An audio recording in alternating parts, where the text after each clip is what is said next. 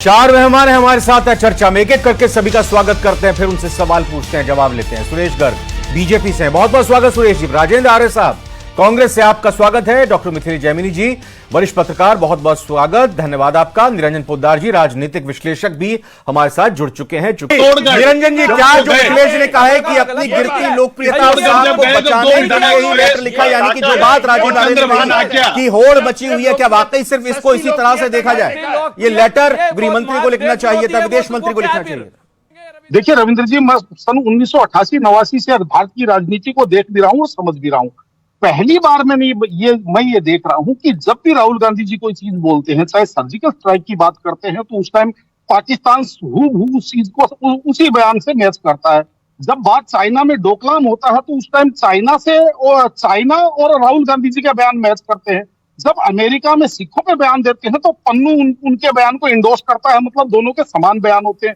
तो मुझे एक चीज समझ में नहीं आई कि ये जो पिछले 1-1.5 साल से मैं देख रहा हूँ, ये नंगड़ राजनीति की कहीं ना कहीं हमारे भारत में नंगड़ राजनीति में पैर पसार दी। और मैं बहुत दिनों से बोल रहा हूँ कि नंग के साथ नंग ही जीत सकता है। भारतीय जनता पार्टी को भी अब नंगड़ राजनीति, यानी कि जो ये कश्मीर में तो पत्थरबाजी खत्म हो गई, लेकिन जिस तरीके से अपोजिशन की पत्थरबाजी है, इस राजनीतिक पत्थरबाजी के जवाब में ये सीपी जोशी हो या रवनीत सिंह बिट्टू हो, ये ऐसे लोगों को इनको आगे लाना ही पड़ेगा। लेकिन जो रवनीत सिंह बिट्टू ने बयान दिया, क्या वो उसको सही ठहराया जा सकता है? नहीं, जो बयान दिया क्या उसको आप मानते हैं कि सही ठहराया जा सकता है? और क्या ये तरीका नहीं, मैं कह रहा हूं कि बीजेपी के सांसद सीपी जोशी अगर ये लेटर लिखकर मांग कर रहे हैं, क्या आपको लगता है ये बीजेपी की ही तरफ से है? सीपी जोशी बतौर सांसद उनकी तरफ से नहीं है?